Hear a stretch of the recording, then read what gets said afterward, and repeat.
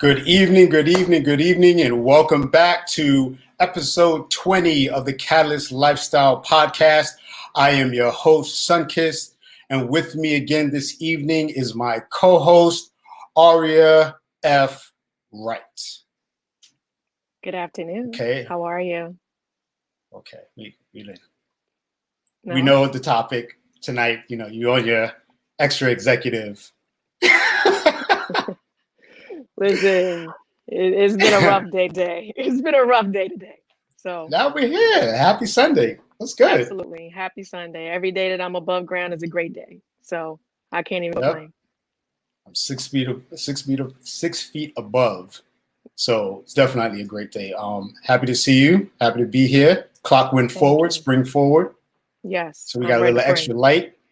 I'm so ready for spring. I'm so ready for spring, and the weather, the look is deceiving because you think that it's like 70 degrees, and then you think you're cute, like, you know, putting on a little jacket, and then you go downstairs. It's like 30 degrees. You open the door, it's 30 degrees. You're like, ah!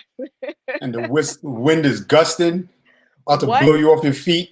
I think the wind is like, I feel like the big bad wolf is outside right now at my window. Oh my God. It's something else. Nah, but spring is right around the corner, and time for us to take it a step up, level up. Absolutely. Yes. You know, and which will bring us into our topic this evening, which is 2021 job outlook. As far as the job market, how do we prepare and the tips to succeed? So what, like with the era of where we're in right now, and it looks like it's not going to change, right? Like we kind of said this on a few podcasts that this is the new now. So what's your opinion? Do you think we're kind of going to go back to people interviewing for jobs? Are they going to go to offices necessarily? Do you think more of them will be virtual? Like what's your take? Well, there are so many different things that I think. Mm-hmm. And of course, I'm no expert, but I believe that this past year has kind of given a lot of employers faith in the fact that people can work independently and they can do the work, because most of my friends who are still working at the companies that they were working before COVID have been putting in some significant hours. Like, a lot of times you have to kind of, barter with them for free time. They're still working. They're working like 14, 16 hours a day. So, and it's because, of course, the load is a lot heavier because the staff is smaller. But I also think that it's built a lot of faith in the internet and those kinds of virtual meetings. And, whereas people used to have to get on a plane and fly across country to have these meetings, it's like, no, you don't have to do that now. People can actually, get a sense of who you are. And that's even with interviews. Like they can get a sense of who you are from an interview. From a virtual meeting. And, then they check out your social media and they check out just to see who you are, see what you're into, and what the things are that you do in your off time.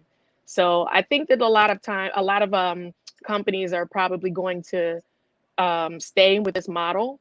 And of course, I work in the experiential areas, in the experiential field. So I want us to come back. I love being with the people. I'm a people person. I'm a people connector. So I just love being at events and actually seeing them come to life, because I write the programs and then I put them into play. So I want to see how all the elements work together and how people respond to it in real time. So for me, I want it to go back in some ways to the way it was before, but better, So, that's just my thoughts. Again, no expert, but just think that it's built a lot of this whole experience has built a lot of people's faith in this system and how to do things virtually.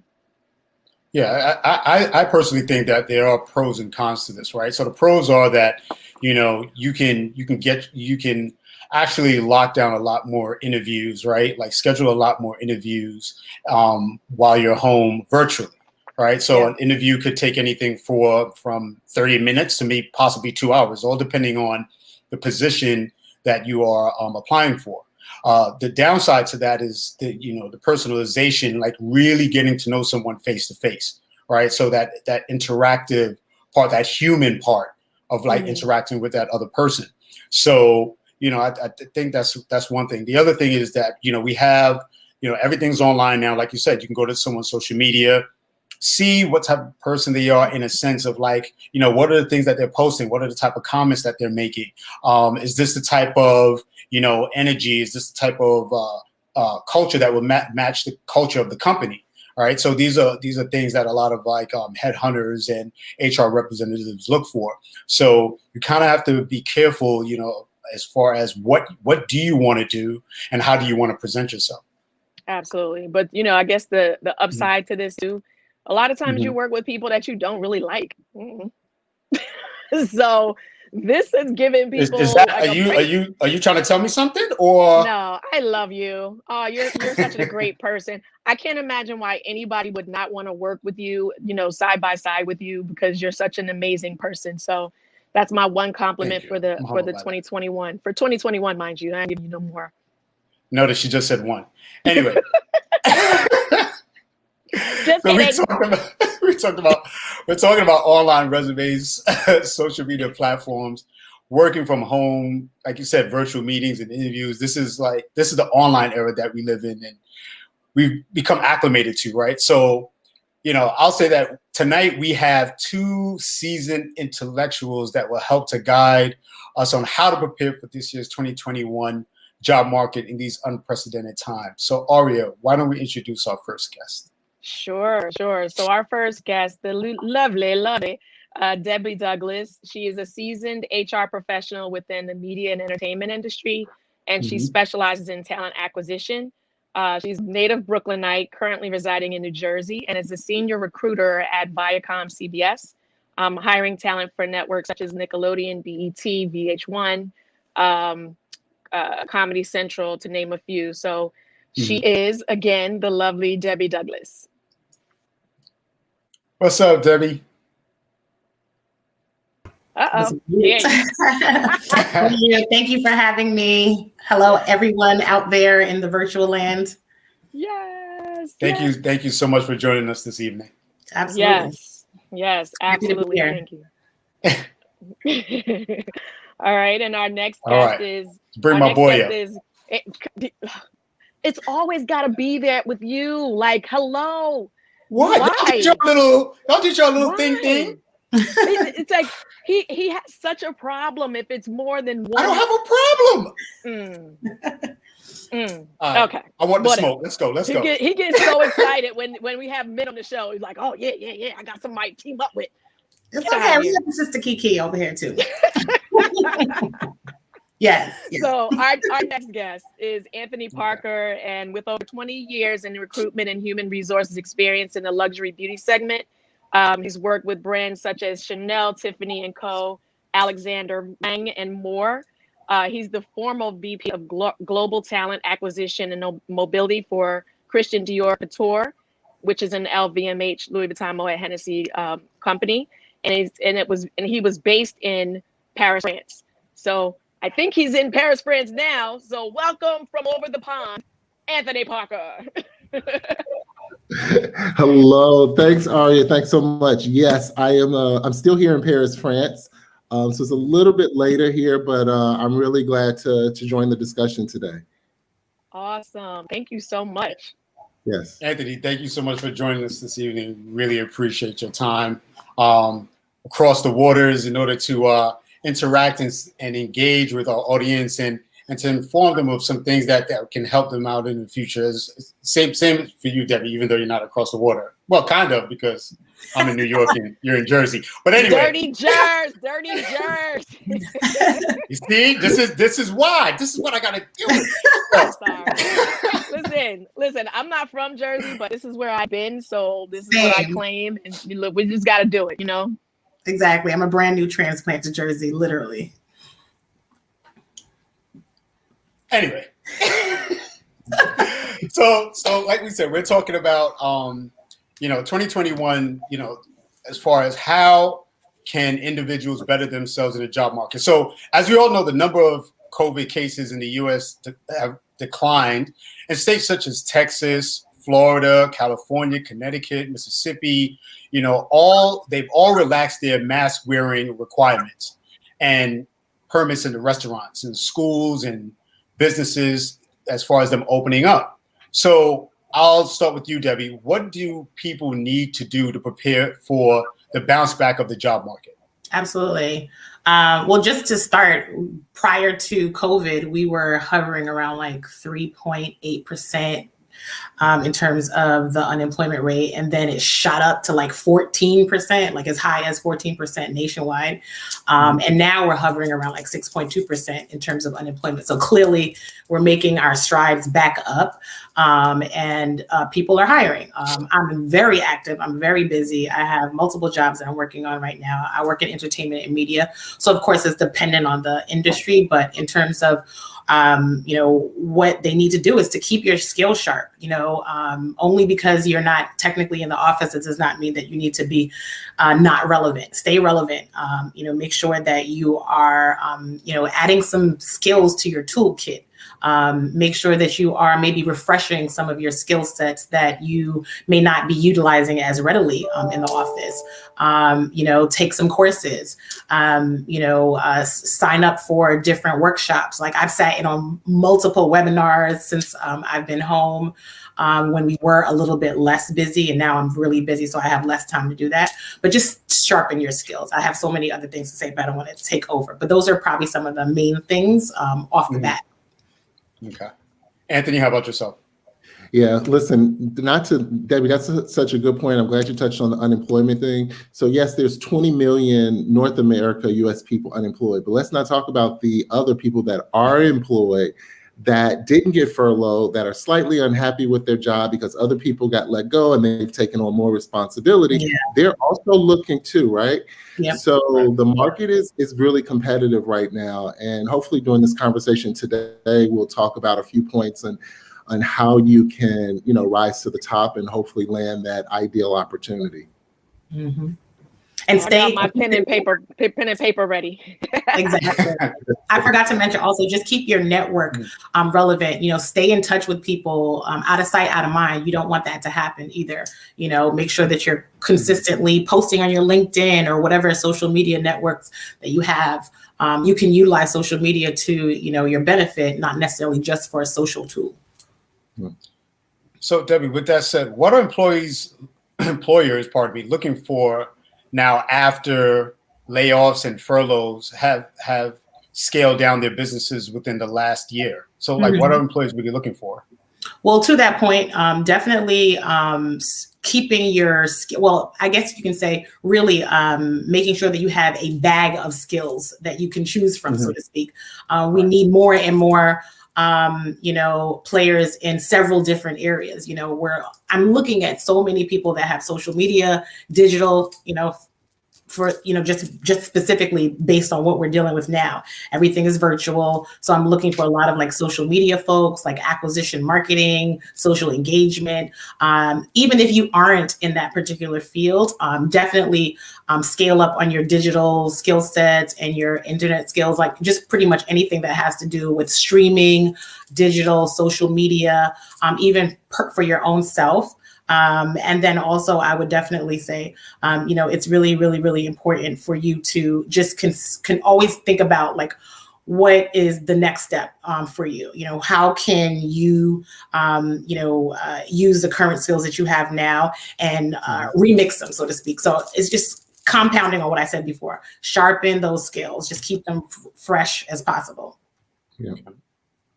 Anthony, how about yourself? It's also, I was going to talk about those transferable skills, right? The teams used to have, six people on the team, right? The team now, it's only 3, right? So you're going to be doing the job probably of some other responsibilities of people that previously was there, right?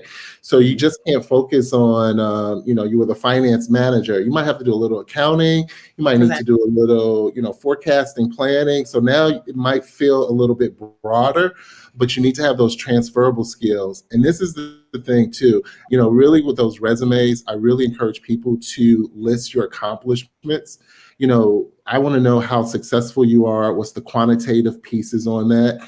When those resumes kind of bullet point like a job description, I know what a digital marketer does, like that's the job description I posted, but I want to know, what are you bringing? What have you brought in the past to the role? So really, and I know most Americans are somewhat humble in listing their accomplishments, but this is the time to really highlight your past success, to really let the employer know that you increased or improved or reduced some of those key metrics in your past opportunity. Excellent. Absolutely. I hope everybody's getting this. We haven't even gotten to the meat and potatoes yet. Yeah. I hope everyone's getting this. How easily, Anthony, how easily do you think it will be for people who've been out of work for some time now, or even working from home for the past year? How hard will it be for them to adjust and adapt going back into the workplace? Listen, like physical workplace. That's a really good question, right? I think if we were on Jeopardy and we said what was the best dance move for 2020, we would say, what is a pivot, right? Everyone in 2020 has pivoted tremendously. Remote working, taking on more responsibility. I mean, Zoom is like, your kids are like, Mommy, are you on a Zoom? Like children, everyone knows that remote working is kind of the way of working today. I think that if you've been furloughed, unfortunately, because of the downsides, what's going to happen is you'll have an explanation to talk about and say, hey, yeah, my company was in travel or in hotel hospitality, and because of the market, we were closed for 6+8 months. So unfortunately, I was downsized. Again, how do you pivot from that? Hopefully during that time off, you've been taking some either certificates, some online training, LinkedIn learnings. So when the market time is to go back, maybe you weren't always strong in Excel, because you've been busy, great with your job. Hopefully you use this time, this downtime, to really sharpen those skills to get back. Now, your question about going back into the workforce, people are going to be glad to go back, whether if it's in office or at home, right? Yeah. This was a really humbling time for all of us to be, employed, underemployed, furloughed, downsized, et cetera. So it's really going to be a humbling experience when you get that opportunity. I've made some offers recently, and you think that people have won the lottery, and these are people either furloughed, again, downsized, or just a better opportunity. And I'm like, hey, here's the offer. And they're like, I'm so happy. This is amazing. And to really kind of say, well, what was your situation? I've been downsized. I had to go live with family, brother, sister, et cetera, during the hardship. So I think the word pivot, being humble, but then also being hungry for that next opportunity is going to really be important. Yeah, and a lot of people just want to get away from their kids too. They want to get out of the house because their kids were at home too. So I've seen a lot of that. Yeah, can't wait.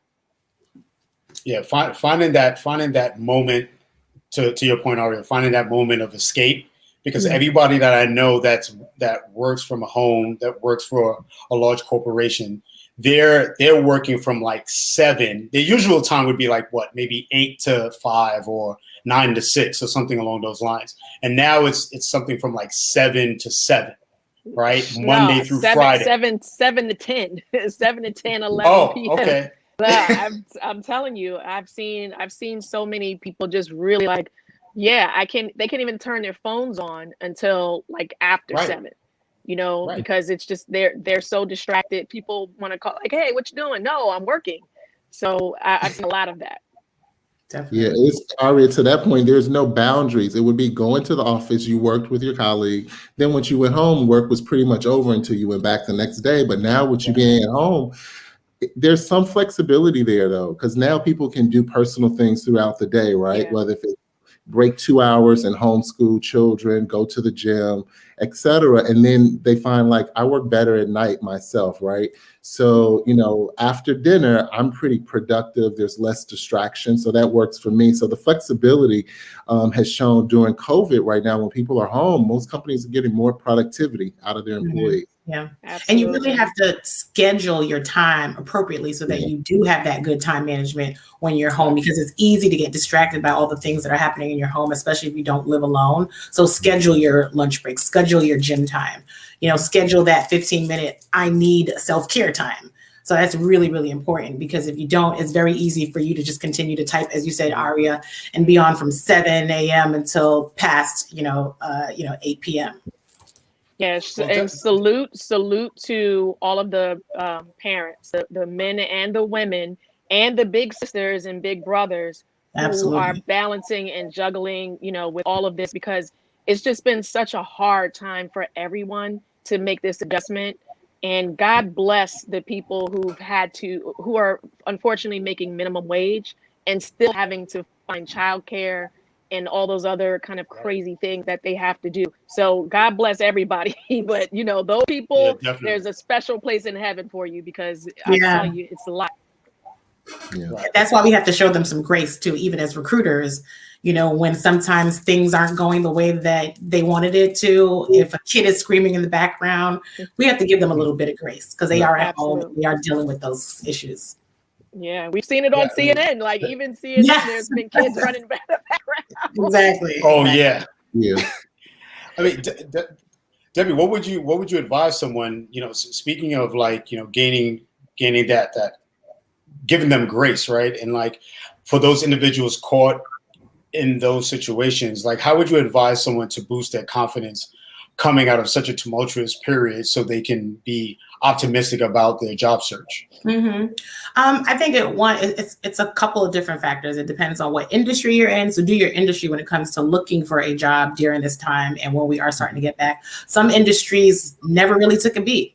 They have been just moving along and have actually outperformed a lot of other companies. And then you have other industries that have been severely suppressed by what's happening in the, employment, as well as, like, for example, hospitality industries that I think Anthony referenced. There have been severely suppressed. But do your research, look at the companies that are actively hiring and what jobs are they heavily concentrating their hiring in. Do you fit into that area? And specifically to kind of prepare yourself, I can't stress enough, how can you got to stay ready so you don't have to get ready. So making sure that you're having those touch points with potential recruiters, reaching out to folks to network with them, even if it's for a virtual coffee and chat. You have to be creative. So like you said, it's pivot is the key word here. We're pivoting in so many different ways.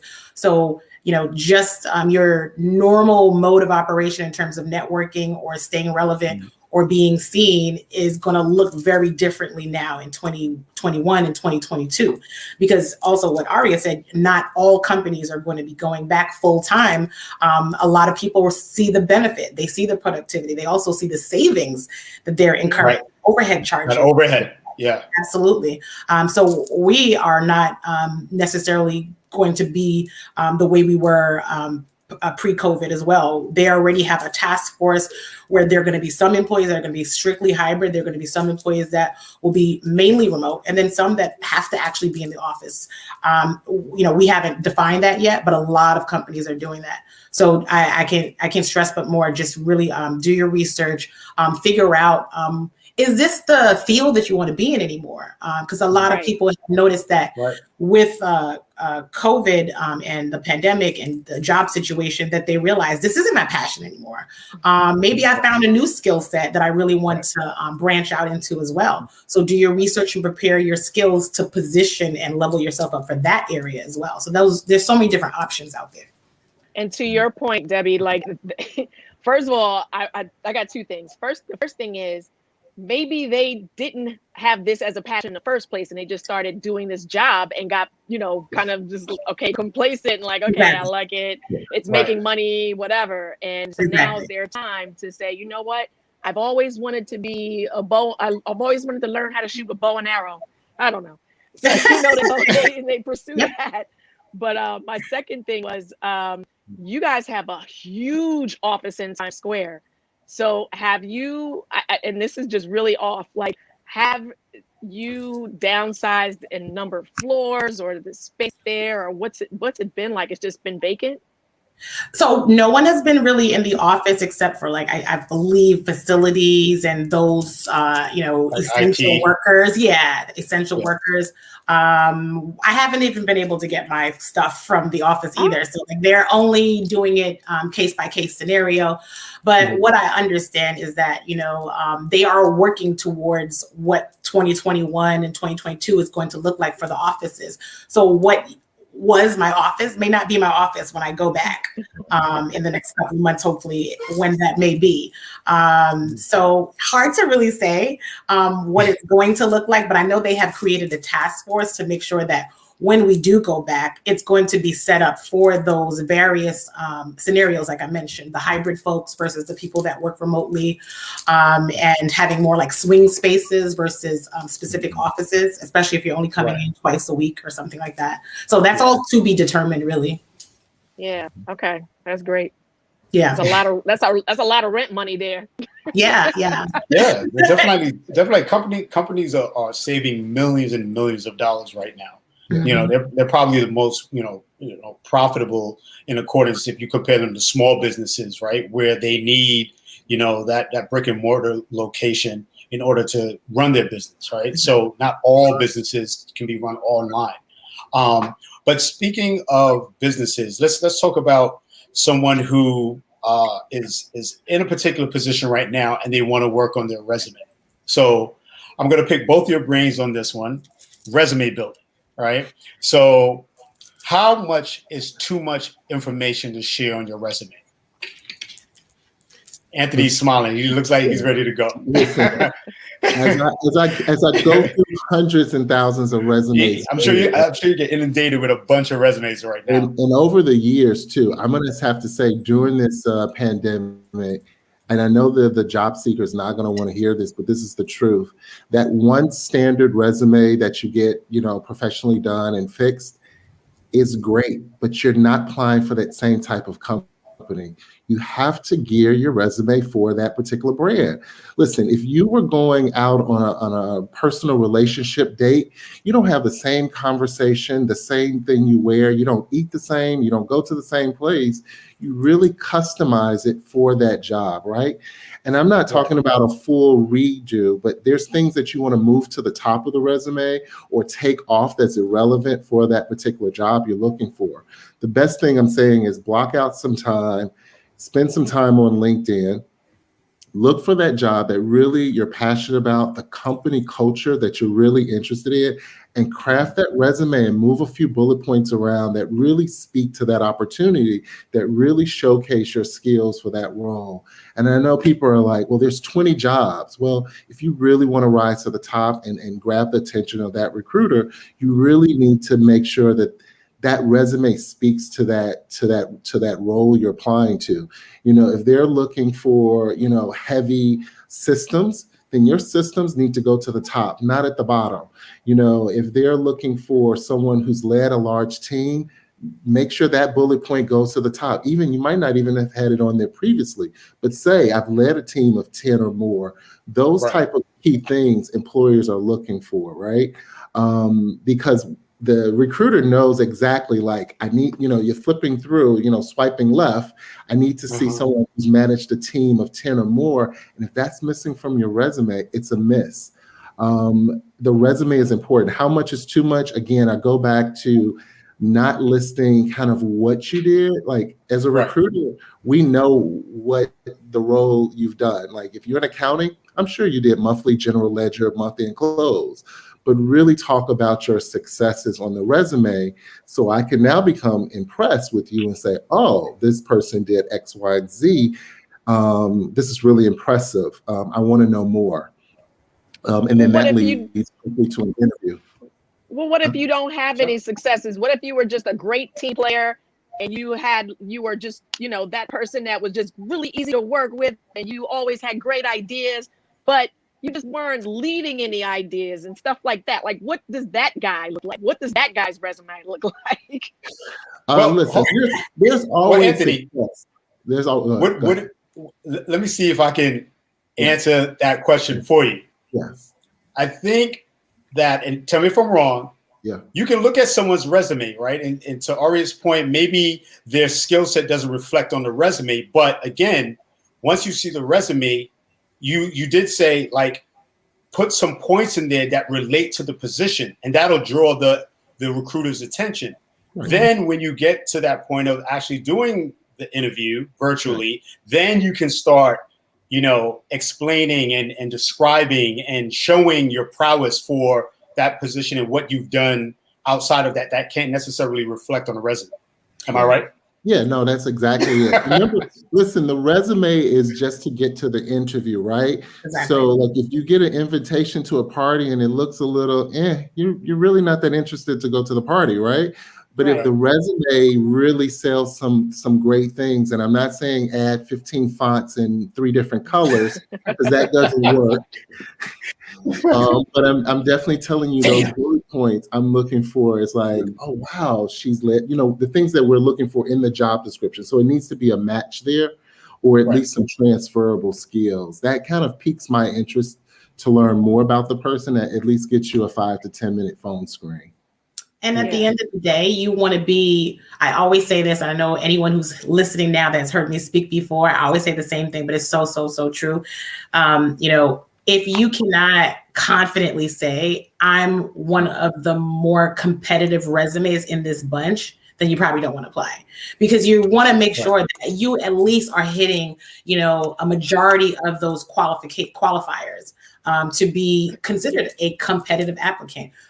We only, recruiters only have a certain amount of seconds almost to be reviewing resumes consistently, especially if you're working on 20 recs and you're looking at upwards of 500 resumes per job. So as a candidate, you have to keep that in mind, that you're one of many, but not to discourage them, to make sure that you are literally saying, these are the top 2 or 3 jobs that I'm going to apply for, because I know I'm going to be considered a competitive candidate because I'm checking a lot of these boxes. Especially if you're going to be considered the creme de la creme, then you're going to be that top, 10%.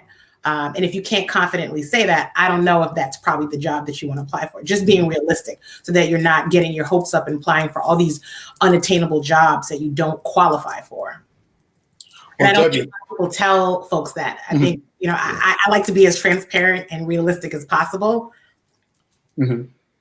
So as far as resumes, so Debbie, when you get a resume across your desk, how many pages should how many pages should one's resume be? And should they tailor it or dumb it down? Because I know Anthony said, you really want to tailor it, I guess, to fit the position. I agree 100%. Tailor it to the company, tailor it to the job, tailor it to your skills. And I also think it really depends on what department, what industry you're in. For example, I recruit for a lot of production folks and creative people where they may need to see their credits online. So that's not going to be a 1-page resume. They may have many credits, especially for more senior level folks that I hire, where they may have had 10 years of credits. So it doesn't necessarily have to be 2 pages, depending on that particular. If you're in a traditional corporate role, it really shouldn't be more than 2 pages. I personally think some recruiters have different subjective ways of analyzing resumes, but I think on average it's 1 to 2 the max. Especially as a more senior person, you'd have that 2 versus a person that's been in the workforce for less than 6 years. They should not have a 2-year resume. You want to drop off all of those skills that are not necessarily relevant anymore, or you can just put additional work experience, truncate things, and just put title and dates versus a full blown out description, so that you're still capturing what you want the recruiter to see, but it's not taking up all of your real estate on that paper. Wow. So, okay.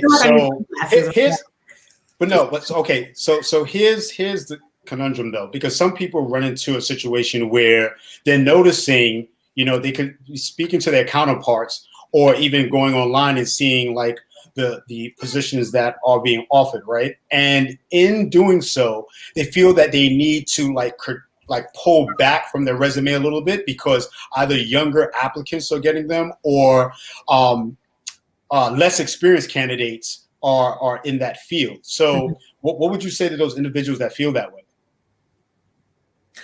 That's a really good question. I don't know, Debbie, do you want to take a stab at it first? I mean, I've seen many resumes that don't necessarily list what year you graduated college, what year you graduated with a particular certificate. And I think, and I assume, and I'm pretty much confident that most people do that because they don't want to be discriminated against based on their age, possibly.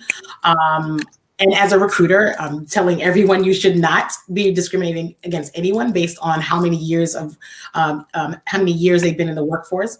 But people do that, and I don't look at that in a bad way for them to kind of take off the dates of like when they graduated. Obviously, we need the dates of employment because we need to know like how long you've been with that job. Was it a full-time job? Was it a contract job? Right. I think there's just so many. At the end of the day, if you're going to be at a company, you want to make sure that you're at the company that values you, that they value the person that's coming to, whether you're 45 or 25. And if a company is going to discriminate against you because of your age, then you don't want to work there anyway. You know, it's unfortunate. I'm sure many companies probably do that, but also just as much as we're interviewing you, you should be interviewing and assessing us to make sure this is the right fit for you. It's the right culture. It's the right team. They have the same sort of values. The content of the work is going to be valuable for you, and it's going to align with your short or your long-term goals. Yep. Yeah. All right. So you want to go to some comments? So we can. Yeah, well, we got a lot of action going on. There's a whole conversation going on between a couple of people who are saying hi to each other. That was really cute. But greetings from the UK. Oh, okay. Oh, it says Aria, you're looking okay. That's okay. The question was for Sunkiss. I had to just say that somebody appreciates me. I appreciate you. Of course. I wondered if you ever saw the resemblance. What? I don't know. I don't know what that is. Okay. Hey, Debbie, DJ Yanix. You look stunning. There you go. See, there's one for Debbie. Thank you. Heather Crocker Patterson, Anthony Parker, exclamation point. Oh, uh-oh. Exclamation point in there. Dorothy Redmond, exclamation point, exclamation point, exclamation point. We don't see any of these. Anthony owes some money somehow. Something going on. But then DJ Yannick says, Anthony looking very smart today. Look at that. Everybody's getting comments. I love this. I love these people. And then we've got some questions. So Anthony Parker mentions market saturation with so many people looking for new jobs or to change jobs. What can be done to make your CV stand out and amongst other qualified candidates? Great question. Yeah, good question. So, the resume is definitely the invite, but always when you're not invited to something, how do you get there? You ask somebody else to invite you, right? We keep talking about this party I want to get to, right? So listen, let's talk about LinkedIn and your social media, right? It's not only for your newest sneakers or Gucci. It is also to build relationships, right? I'm really big on LinkedIn, right? You should spend time on LinkedIn, reading articles, connecting with individuals at companies that you might want to join. So there's a few things before we jump on LinkedIn. Once you're there, this is a representation of who you are, right? So professional photo, up-to-date information, and a contact email. If I'm a recruiter and I search LinkedIn for a particular talent and you pop up, I'd be nice to see what you look like. One, you don't need it, but it's nice. And then your resume information and your success and things about you should be there too. And then I'm interested, now I want to contact you. At least a minimum of an email should be there. So once you've built your LinkedIn profile to be a professional networking site, you should follow companies that really relate to you from a cultural perspective. The business is doing well where you think you can add value. Even if it's competitor, if you're into athletic wear, join the Nike, join the Adidas, join the Reeboks, join the Under Armour, join those groups. But then also take it a step down and connect with people in like industries, right? So LinkedIn has some statistics. It's about 6 months of someone following a company before they're eventually hired, right? So you follow the company, you connect with like individuals in your profession. So, you know, I'm a marketer and I'm at company A, but every B, C, and D company look great. I'm going to follow them, but I'm also going to connect with other people that do the same job as me, right? There may not be a job open today for you there, but in 6 months, as LinkedIn has showed, once you start following a company to see their activity, et cetera, their individual may get hired on average, right? But once you see the job posted, you connect back to that person and say, hey, Aria, thanks for connecting with me. You know, a few months ago, I recently was following XYZ at your company, and I saw this job posted, and I would really love it if you could forward my resume along to the hiring manager or the HR/recruiter. I've applied online, so my resume is in their applicant tracking, right? Now, the benefit for you, Aria, you're like, I don't know this person, but listen, how much does it take for you to hit forward to go to HR?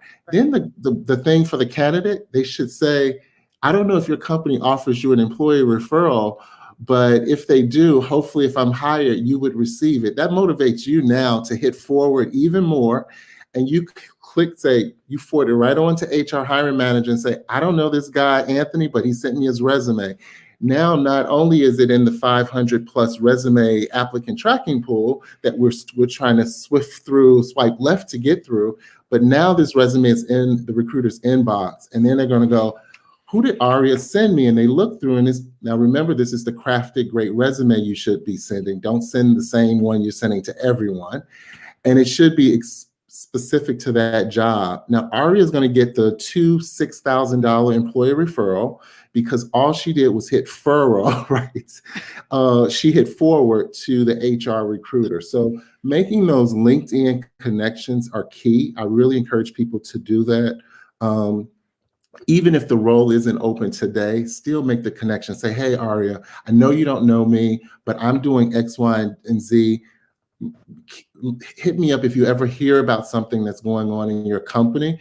And then she's still going to remember that employee referral, right? And so when the jobs come along to internal employees first, and she's like, I don't know Anthony from a spot on the wall, but he seems nice. And listen, it's a gamble. And if HR likes him and if he's a fit, great for him. He's been diligent. He's been professional.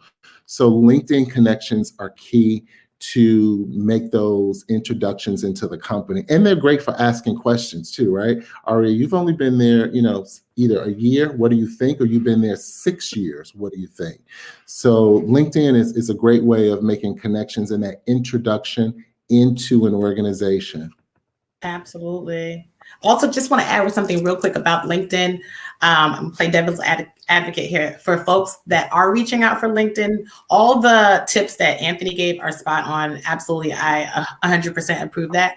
But also when you are reaching out, don't make that a missed opportunity. Make sure that when you are in our inbox, that it's not just, hey, what's happening over at Viacom or at ESPN or whatever, what do you have for me? We're not your personal headhunters either, because just imagine if I get 20 of those same emails. So I have to basically find a job for you on my website that you didn't take the time to look at. So think about that as well. You should already come equipped with, I've done my research. I see 1 or 2 jobs in this particular department. I've applied, as Anthony said, and I would love to learn more about it if there's possible that you could forward. But don't use that as a missed opportunity by just asking, what can you give me? But versus like, how can you be an asset to us? I get that countless times where I feel as though they expect me to be their personal headhunter and I'm supposed to look for a job for them or like, let me know when something comes up. And it's like, I don't have the time to actually do that. I wish I did. I have a great heart that I would love to, but it's impossible, especially when you're at like a household name company where thousands of people are literally inundating your inbox on a day-to-day basis. A small mom and pop shop, absolutely. But larger companies, just keep that in mind as well. You speak to your audience. Yes, and everyone is saying thank you so much for the information. Valerie. Oh, Stacy Felly says hi, Anthony. Great point, Ms. Douglas. Great resume information, Kiala. And she also asked, do the same nuggets apply for city and state government? I would definitely say so. Of course, every industry is different. So you want to, again, do your research on that particular industry. What are their requirements? What's the trends in that particular field or industry? And, apply accordingly. Mm-hmm. Okay. Well, we got one more question and then we'll go back because I know we veered off the questions a little bit. But Trinity Taylor popped in and said, what if you have the technical skills and the data proficiency a job is looking for, but you don't use those skills in your current job? Wow. Would it be at a disadvantage if you don't use those skills and perform those exact tasks daily? Great question. I mean, I would say it just goes back to my point on freshen up your skills. Take a class to refresh those skills because you're going to be tested on that. In some jobs that I'm currently working on now, I send them assignments because we want to actually see what that product is going to be like if you were to be on the job. So that's a great qualifier for us. So if you have it on your resume, yet you can't speak to it, then you might as well take it off. So definitely brush up those skills before you apply, or at least if you're in that interview, from right after that interview, get on the computer and start to brushing up those skills. There's a lot of online courses. There's so many. There's master classes you can do on your own and on your own time. Especially now, a lot of Ivy League institutions, community colleges have provided free courses nowadays that weren't free. And I'm talking about like classes that used to cost thousands of dollars are now free. I think they're still doing that. So I think utilize accredited universities. Absolutely, exactly. Take advantage of that. Yeah, I've seen stuff from Harvard, Columbia, Duke, like Yale. They target you. Yeah, Yale, definitely. They target you if they see that you're, like even the stuff that we're doing, we're talking about these kinds of, topics. I get targeted a lot. So, exactly. So do I. Yep. Flying at me. Exactly. So what would be, there are a lot of sites that we can, follow to look for a job. What would be the top 3 sites that you would offer as a suggestion for people to use and why? Mm-hmm. I mean, I would always, the low-hanging fruit is obviously LinkedIn. Most recruiters, that's like the recruiter Bible is LinkedIn. So we post usually most of our jobs there. Indeed automatically aggregates all the job postings from most major websites. So that most jobs from the majority of major companies or even smaller companies are going to be on Indeed as well. And then it depends on your industry and your specific area. Also look at niche professional organizations like NAMIC, National Association of Multi-Ethnicity and Communications. That's a big one for us in entertainment. ColorCom for people that are in the communications and media industry. So just look at the area that you specifically are an expert in, and they usually have job boards attached to that as well. So that's the first things that come to mind off of the bat for me. That's excellent. No, that's great. Those are the 3, it's LinkedIn, Indeed, and then the niche board. If you're in HR, you go to SHRM. If you're in this, you go to those jobs. And then last but not least, I think you should make a targeted list for those ideal companies you're just dying to work at and visit their job boards weekly, right? This is the place you want to be, right? So yes, their jobs get posted on LinkedIn, but you can also create these things that are called like job alerts. So like once you go to like your ideal company and you upload all of your information, contact information, resume, skills, etc., you don't have to do it again. It will automatically ping you or send you an email when there's a job within marketing that opens. Now, it might not be at your level, but what it does is it invites you to come back to the site of that company and hit, yes, I want to apply. So be sure. I know it's a little work, but you only have to do it once. And you build that job profile with that company, and then it will ping you again once another role is open in that function. Yeah. And it also allows you to be one of the first people to see that job once it is open, because it's in real time that you'll get that job alert. And for our job alerts, you can specify the departments, even the specific title. So you can get very granular with it so that only jobs that you are qualified for and are interested in will come to your inbox. Right. Yeah. I'm sorry, Sunkist, real quick. Indeed, I think is the one that does the skills assessment. So I'm sure that that's helpful to recruiters as well. Yeah.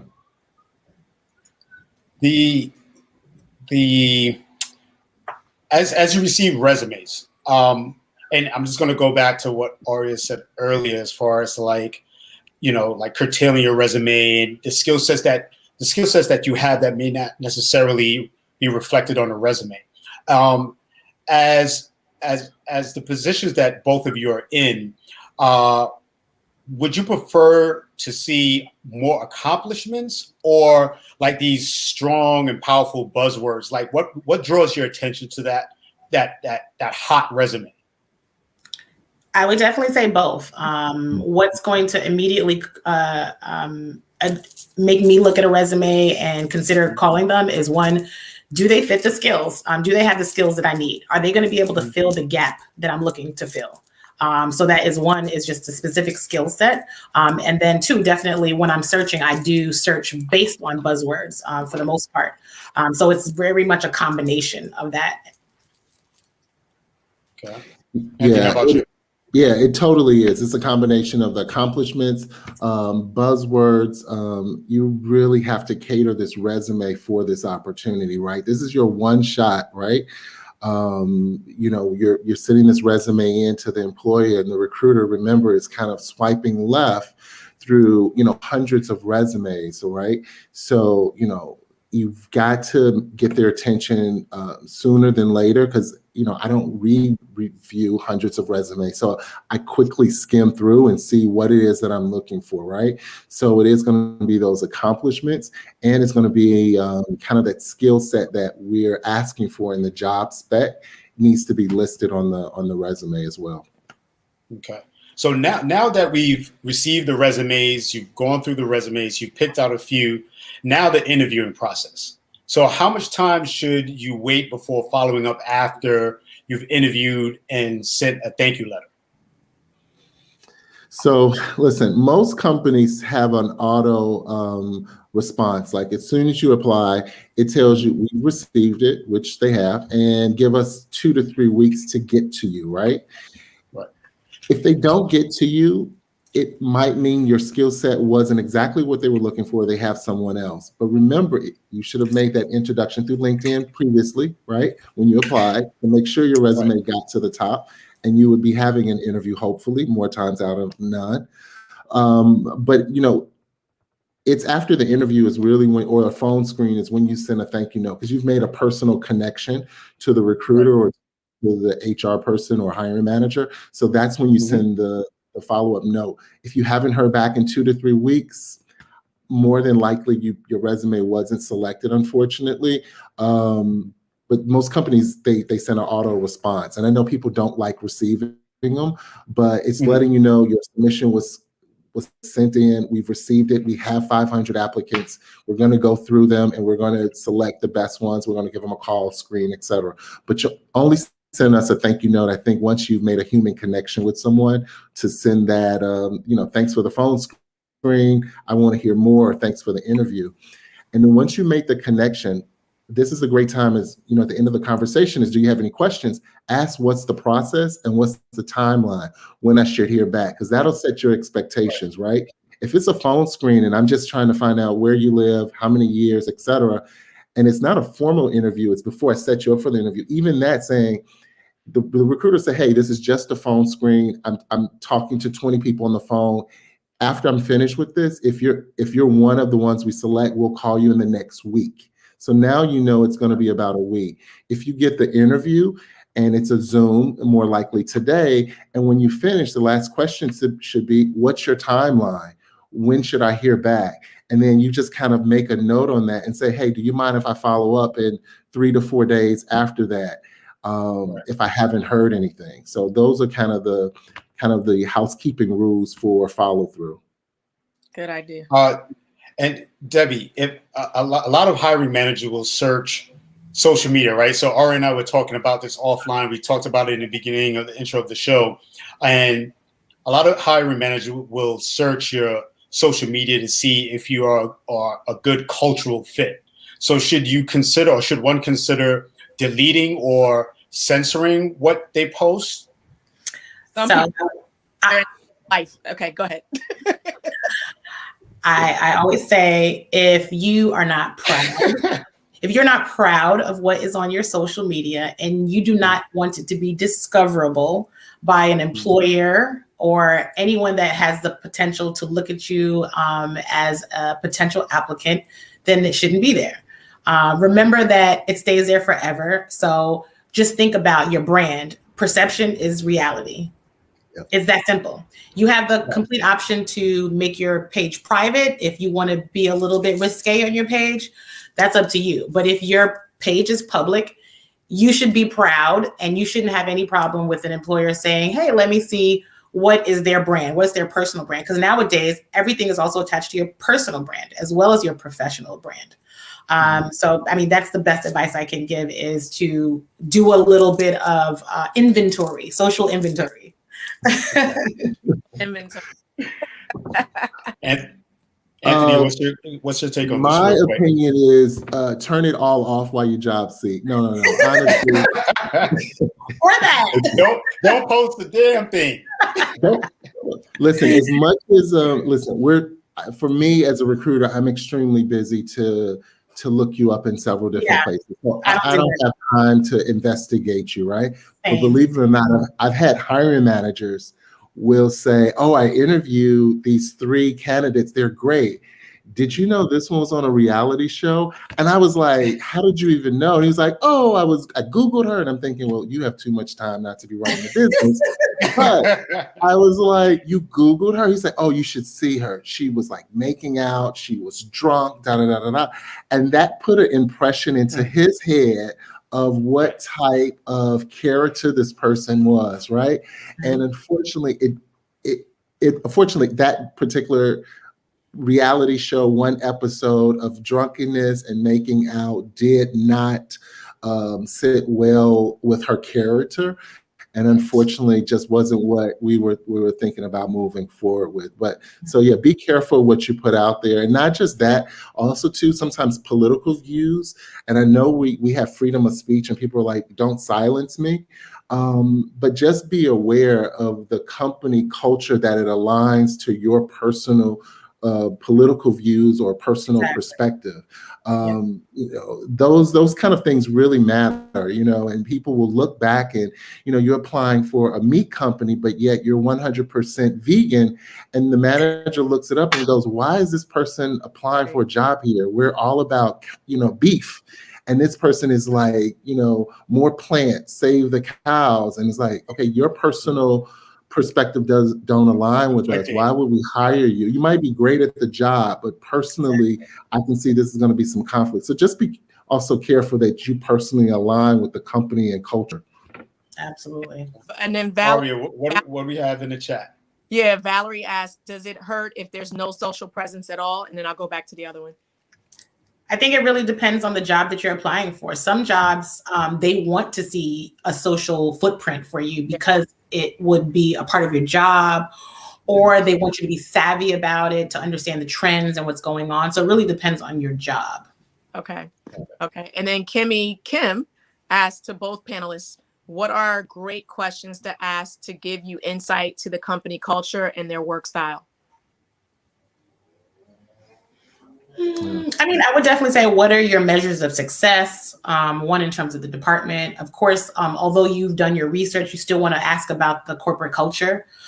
You also want to figure out what's important to the hiring managers. What are the managerial style? What are their managerial styles like?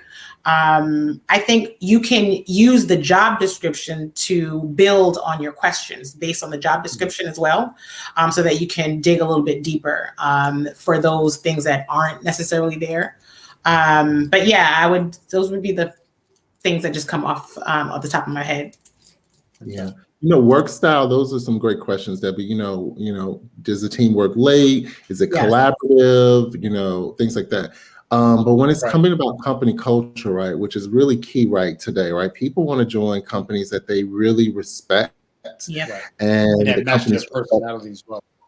Exactly. So, looking at your company's social media too, right? So most companies have social media pages as well, not only about their product, but also about their people. So if you see the company is about, volunteer work or giving back to a particular cause, and if that connects with you, then that might be a place that's for you. And that's a good question to ask during an interview. It's like, I see you guys do a lot of volunteer work with, community organizations.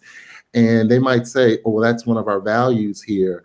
We give you 5 days of paid time to volunteer with, community organizations, and we pay you for it, or we give back to these particular causes. And if that really connects with you, that might be the right place for you.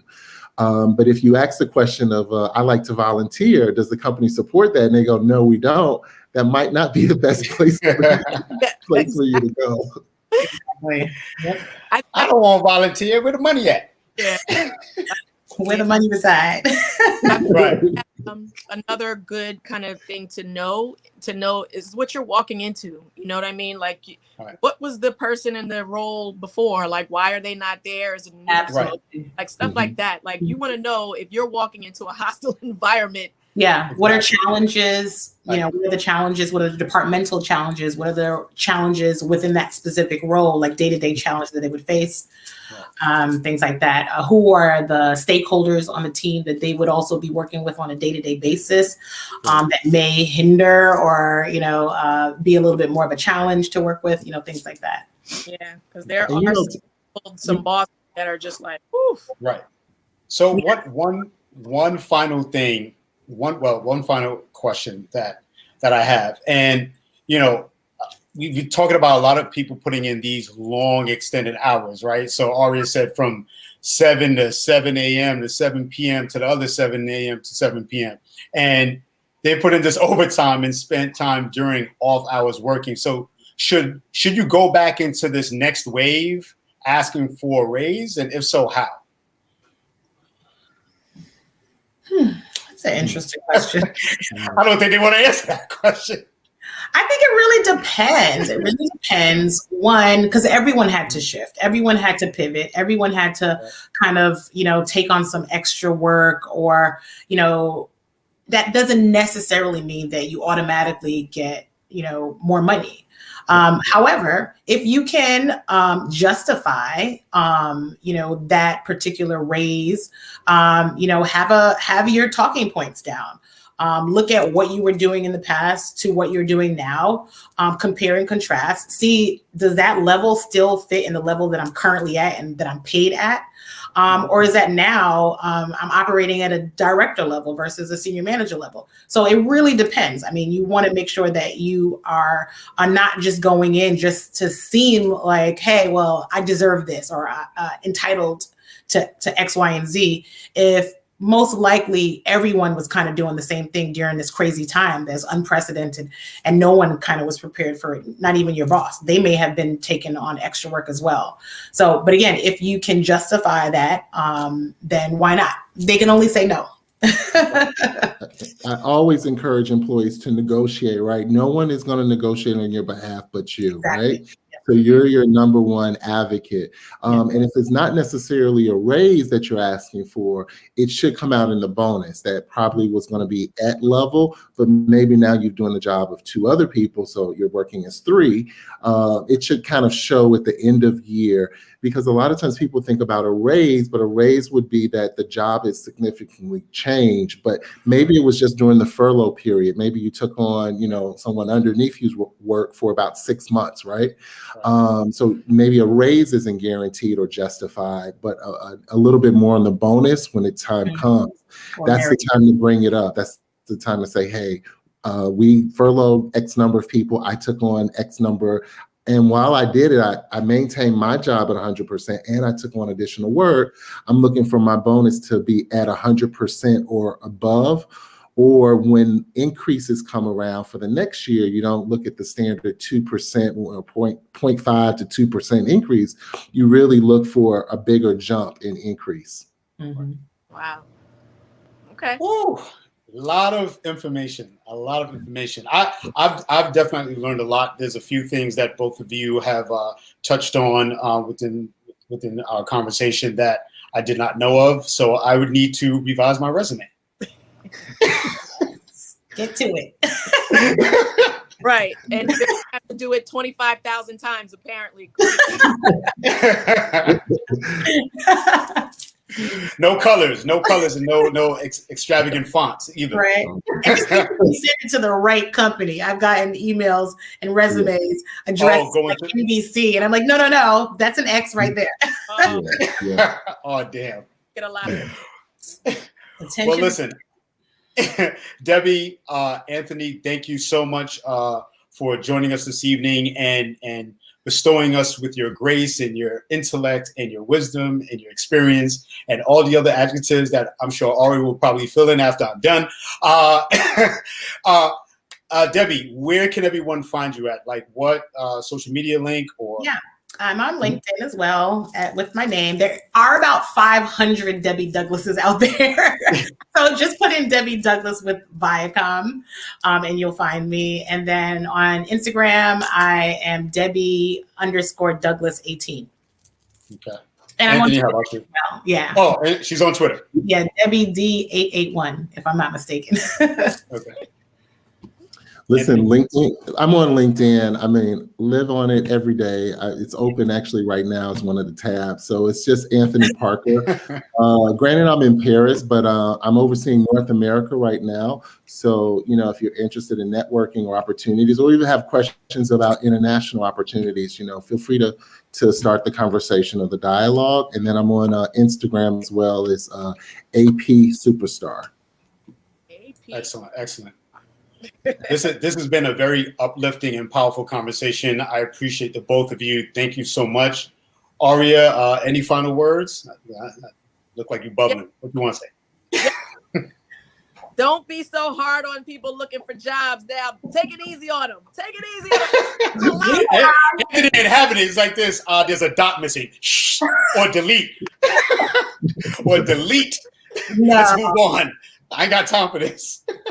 We're flexible. Yeah. But really, everyone, thank you again for all our viewers, everyone that was in the live chat, that was engaged with us. Excellent questions this evening.